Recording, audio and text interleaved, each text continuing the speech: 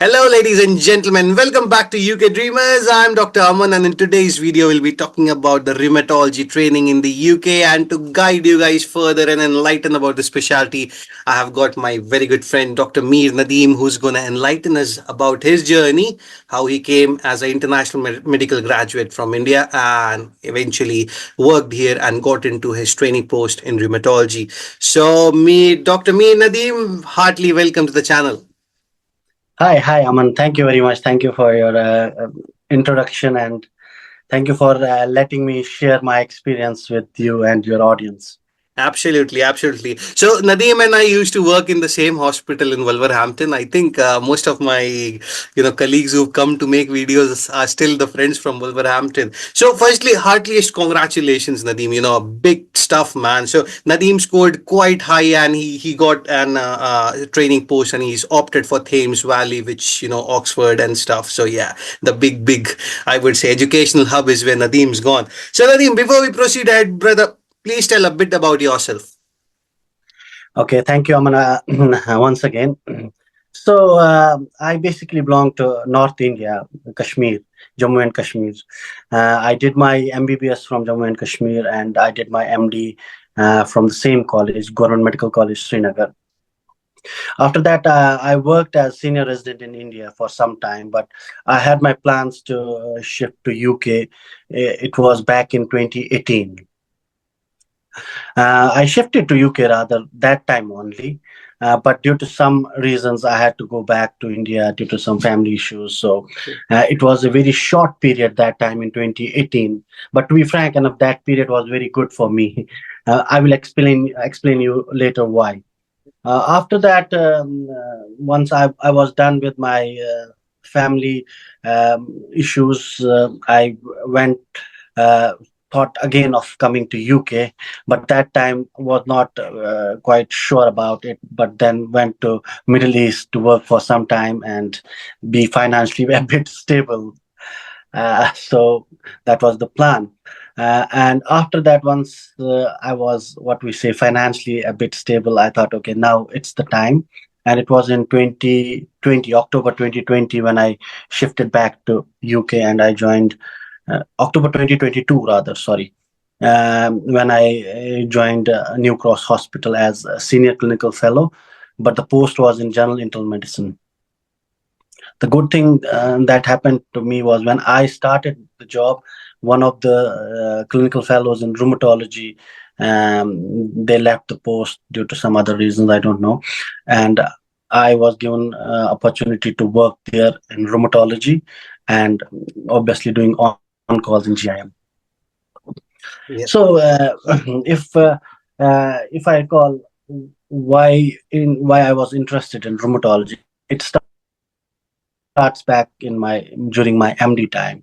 I had my thesis in rheumatology, and my guide was a rheumatologist, and it quite fascinated me that time. Although in India we know the source resources are limited, but it still fascinated me, how the different diseases presented, and I thought, okay, let's do it, and I continued my interest in rheumatology wherever I worked.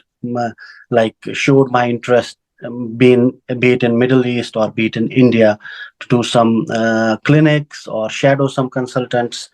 But then doing some super specialization, I had two options, either in India and or in UK. But I personally was interested more in going to UK. Now I will tell you, uh, when I came back to UK, I was very much targeted. That thing came into my mind because I had spent around 2 months in rather 3 months in UK in 2018 when I went back. That time, I had discussion with the registrars and consultants. What are the pathways? What are the different pathways which I, as an international medical graduate, can take to come into specialist register?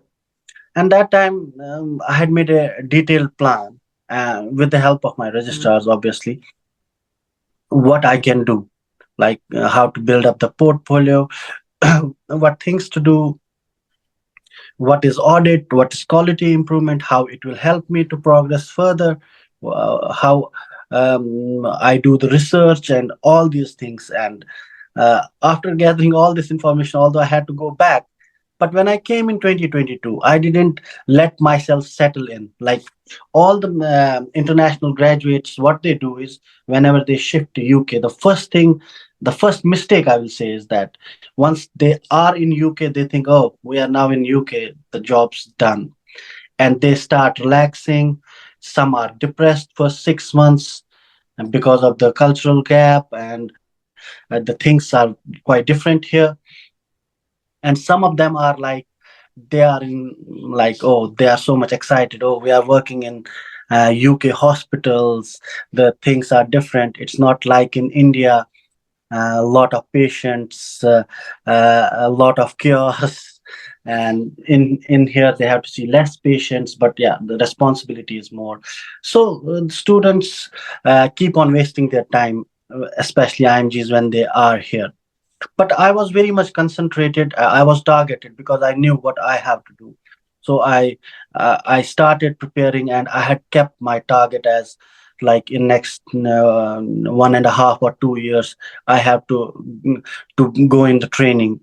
If I don't go in the training, I won't continue in UK. That's what I forced myself to continue being targeted, on everything. When I continued in rheumatology, that was a positive point. Although I will tell later, it's not important to work in rheumatology if you still want to do rheumatology. But I worked in rheumatology, that was a positive point for me. So, first things first, getting a patient experience was good. Then I started doing audits, I did poster presentation here. Then I did one more research, which was 2023, sorry, guidelines, and all of it that helped me in interviews as well as initial application and the interviews. Although during the initial application my teaching experience was not accepted, but that was my mistake, because I had not uploaded the teaching feedback. But anyhow, I was careless, I think, or careless. I didn't upload it, that student feedback, and my teaching score was not accepted that time. So I did quite before we well. go into the interview part, Nadeem, so I mean, I was very fascinated to hear this because you said you came in 2018, which I never knew. Okay, I never asked. I mean, we never had a discussion, right? But yeah, like the seeds you had already sown in 2018. So okay, I want to come to the UK. Number one, second, I want to do rheumatology, and number three, these are the things that I have to do because you came as an international medical graduate. You did not do a core training here and you applied via the alternate competency. So essentially, if you would have not worked hard, it's really difficult to get that certificate. Now people have seen they've struggled for a couple of years, at least before they get that certificate. So yeah, great stuff. So yeah, so you got longlisted, you got shortlisted. Let's go into the bit of interview. So Nadeem is going to tell you about the way the interview works essentially, and how, what were the tricky bits that he faced and how he coped with it essentially. Go ahead, Nadeem, please. So I think you reminded me of a very good thing about alternate competency. Should we tell something about Yes, please. alternate Yes, please. competency Yes, please. first, and then discuss about interview? Um, as as you said, or alternate competency, it's an alternate route where we can bypass the IMT pathway. So usually, what happens, like people like me who have done internal medicine training back home, be it India, Pakistan, Bangladesh, or any other country, and they have their degrees, they are not comfortable with doing IMT again. So there's a pathway called alternate competency pathway. So what happens in this alternate competency pathway? You make a portfolio. So it will be a non-training portfolio, and you have to do all the things which an IMT is supposed to do. Like you are an IMT, so during first year you have to do a particular amount of CBDs, like case-based discussions, particular amount of mini cakes, particular amount of ACATs, or what we call as acute care assessment tool, where we see around 5 sick patients or acute patients in unselected take and clock them, and then if consultant is happy, we send them the ticket and they sign it for us. So and there are set criteria for so basically there are rather different criteria for ST3 and ST4 alternate competencies. So the forms are different for both of them. For ST4 it's a bit strict, like you need to show that you are competent and you have worked in care of elderly. You need to show that you are competent and you have worked in ICU or ITU, what we say. And also you need to show that you are competent enough to work same as a registrar or IMT3 level UK graduate is. Yeah, For like IMG, I'm doing IMT3. I totally understand what you're saying. Yeah. yeah, for IMGs, it's a bit difficult and tricky, but it's not impossible. The reason being difficult because no one is going to like guide you or force you or tell you what to do until and unless you do it yourself. Like in training, your education supervisor will help you, guide you. Okay, what are you doing? You have meetings with them. They guide you. Okay, do this, that. But as an IMG, if you want your alternate competencies to be signed, you need to work on your own. So Nadeem, you said you worked in rheumatology, but you also said it's not mandatory to be working in rheumatology. But how do we stand out? Like for instance, like I am IMT3, right? I'm general medicine essentially, but when I want to do like rheumatology, how do I show my commitment? What could I do to make me a bit stand out in the crowd? Like, Yeah, it's a very good question actually. So when I initially came, I was like very much into it, that I used to email consultants regarding I want to work in rheumatology. Although they used to say that it's not important that you work, but how can we then show the commitment? We can show the commitment by doing an audit in rheumatology. Working in renal, do a vasculitis audit that will cover your rheumatology as well as renal. mhm. So that way, your two important points are covered, be it audit or be it QIP. So you will score as well as you will show your commitment. Similarly, after that, you can poster in rheumatology. These all things can be done even without working in rheumatology. What I have seen in UK especially is the consultants are very good. They are helpful. Even if you are not in the department, if you show them that you are really interested in research, they are ready to help you. So no, working in particular department is not important, but to show your commitment, you just need to do some extra work things like audit, QIP, presentation, and publication. If you have all these things, definitely they consider it. That's what they consider in me.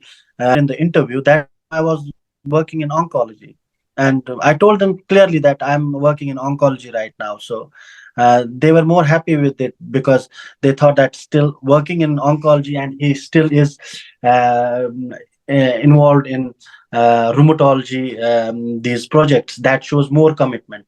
I told them I am working on when I was in oncology, I am working on checkpoint inhibitor induced rheumatological these disorders, and that's one of the oncology rheumatology combined target. So that really impressed them, and they thought that okay, being in a different department, he is still showing his commitment and he is actively involved in rheumatological work. I would say you are very smart. Because you knew, okay, I'm gonna go to this direction. So it's better, whatever resources I have, let me use it and show that things are working. Great. So Nadeem, so now the application time came. What made you a bit nervous? Because you said, you didn't score very high. Your score was average. Like, and you said, you did a bit of, what to say, like here they call it a boo boo, isn't it? A bit of Yeah. mistake in terms of. So, I mean, why was it? Didn't you get enough guidance or like you were not told? What happened during that time? I was in contact with a lot of my colleagues or seniors in rheumatology, and I was guided very well, to be frank enough. But I was careful myself. Maybe I just took it lightly. For example, I did submit some evidence of teaching, but the main evidence, like whatever is written on RCTB, this website, whatever they say line by line. As a candidate, I want to tell your audience, go through that application process first.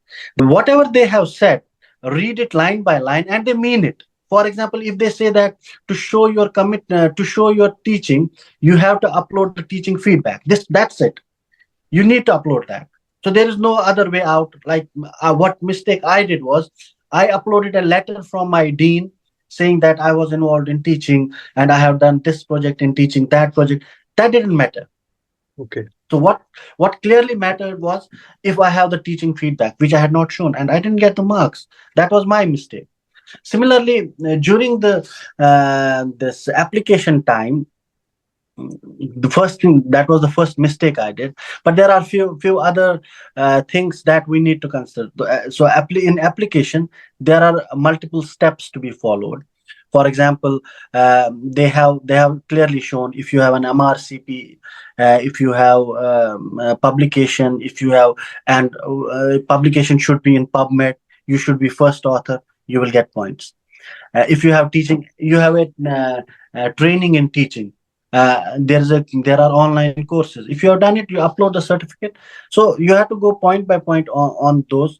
And if you have done these things, you will clearly get the marks. But if you are a bit careless like me, you will definitely not get the marks. I would say, be a little gentle on you, man. You've done fabulous. You got through Thames Valley, man. Come on, take a bit of credit. You've been I know I got to the Thames Valley, but I remember one of my friend. He calls me all the time, and he says, "I feel bad for you because you liked Cambridge more than Thames Valley." I'm like, Okay, okay. I mean, man, you're giving me serious competition, not just me, people. All right. So you got through the applications that went well. So when we talk about the interview, anything in particular which made you a bit nervous, or you would like the people to be, more vigilant when you go to the interview? so yeah, the interview time was quite tough because the first thing that was in my mind, I'm an IMG. I have not done IMT here, and uh, am I in the race? That's the question which every IMG has. And when I came to UK, there were people who used to say, "Oh, I think rheumatology is very difficult. The competition is high. It's one of the best branches. I think you should think about any other branch. Keep that thing as a support. Maybe you won't get rheumatology. It's better not to waste your time." But I was clear in my mind, either I will do rheumatology or I won't do anything. So first thing was that what we call as that self. I was not confident about myself, that being an IMG, will I be able to do it? Because there were people who are very good. I mean, my interview skills might not be good. That's what I thought before this interview. So I was very much apprehensive about it. Although my wife used to tell me, "You are very good at interviews, so don't worry. I have seen you multiple times." But I didn't have that confidence.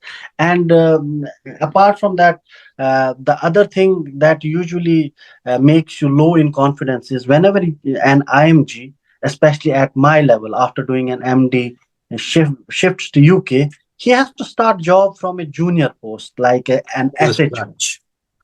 And he has to prove to the hospital, to the team, in next 6 months, that he is capable of doing what IMTs or the trainees in UK prove in 3 years.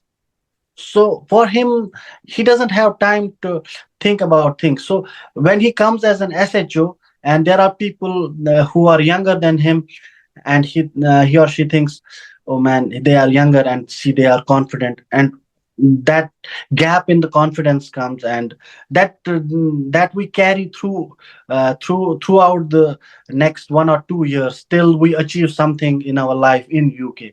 So again, that thing keeps like poking our mind all the time. I'm an IMG. I started at very low level. Am I good enough? Yeah.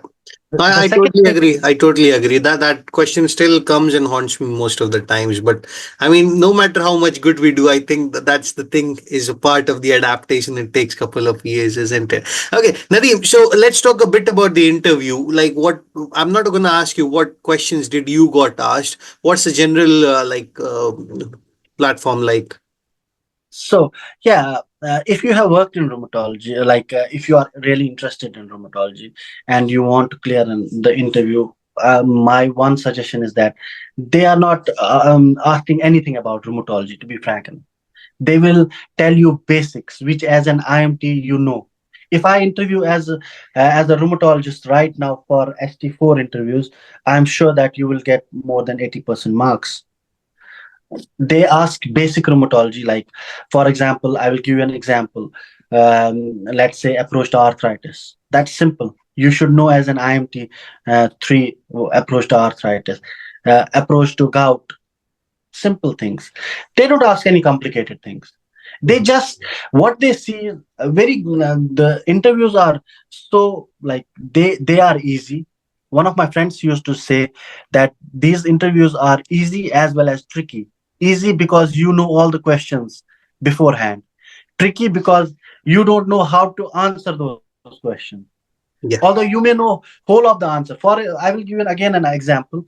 If a patient comes to me with shortness of breath in a rheumatology OPD, I will think of by a rheumatology aspect, what can be the causes of shortness of breath. But in a rheumatology interview, you have to think as an internist, as an internal medicine guy. Okay, shortness of breath can be cardiac causes, lung causes, this causes, that causes, and drug causes. Maybe methotrexate induced pneumonitis, for example.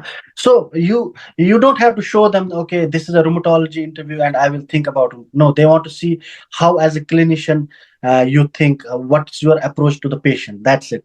They want your approach, and they don't want that you just think about rheumatology and impress them with different trials. Okay, there were particular trials in rheumatoid arthritis, particular trials in SLE. No, they don't want that. Okay. So Understood. simple is keep it simple. Keep it simple in the interview, and they are not going to ask anything complicated, just basics. I think what we also should practice is when we do the paces practice here and stuff, you usually find a partner and do some preparation. I think that's also very key and essential to do the interview questions, because as you said, they're not going to ask you specific, they're not going to ask you a very, very high-fi topic in rheumatology or cardiology or whatever. They do expect you to have a broader perspective. So if you practice amongst yourself, that also boosts your confidence. And as Nadeem was saying, your self-esteem goes a bit up, so that you uplift yourself and get ready for the interview. In terms of the training, Nadeem, I'm not going to bother you, because yes, we know you'll do ST4, 5, 6, 7, and you'll also Yeah. do GIM on calls, and then you come out as a dual specialty in rheumatology and general internal medicine. Anything on that you want to add specific, like is there a block in which you don't do GIM or you continuously do GIM? How does it work like? So it differs from deanery to deanery. So, Okay. for example, in West Midlands, you do a block of GIM where you are posted in either a renal ward or any other GIM ward for 6 months. Rest, you do 6 months pure rheumatology, or then a total of 13 months of pure GIM, and rest of all 2.5 years of pure rheumatology. But in Oxford, we have continuous GIM and rheumatology. The only place where we are not doing GIM is, although we are doing GIM for our ARCP, that's in John Redcliffe main tertiary care hospital, where we have full 1 year of rheumatology, but with some blocks of GIM to fill our ARCP competencies. Understood. Understood. So it'll vary to deanery, guys. So we're not going Yeah, to yeah, go in yeah. detail of that. All right, Nadeem, take home points for guys and girls who want to do rheumatology. So yeah, take home point is be honest to yourself. It's achievable. I personally keep on telling everyone, if I can do it, anyone can do it, because I know, I don't know, maybe I was not confident enough during the start of my career in UK, I had self doubt about myself, especially when I was in GIM, thinking about if I will be able to handle. But now, after I'm done with all these interviews, I'm done with all my exams of life. Now I feel more confident, and I think that it's achievable. Although the people keep on telling that competition is high, you just need to concentrate. No competition is higher than, if you want to achieve it, you can easily achieve it. Yeah, you have to push yourself. And as you Yeah, said, push I think yourself. early planning is a very key thing. If you plan on, 2 months before the applications, I don't think it's going to end up well. Like you invested couple of years thinking and planning and strategizing all your plans, isn't it? So yeah, if I see, like, when I came here, more time I took was in getting my alternate competency and my paces, which were, like, when I came here, I was done with part one and part two. Some time was wasted in getting alternate competency and paces. So after that, it was direct, like, now it's interview time, and that's it. Absolutely, absolutely. So, guys and girls, as I said, listen through the video, go through the guidelines given in the website so that you're well aware about the competency pathways and everything. And yes, we would hopefully be starting mentoring sessions from next year interviews so that we could give you better insight about the interviews and practice sessions. And till then, keep liking the channel. Thank you so much, Nadeem, for taking your time out. So, guys and girls, big round of applause for Nadeem for giving his valuable time. And yes, he's coming live from Thames Valley. So, all right, guys, thank you so much. Thank you, Nadeem. Take care. Thank you, Bye. thank you very much. Bye bye.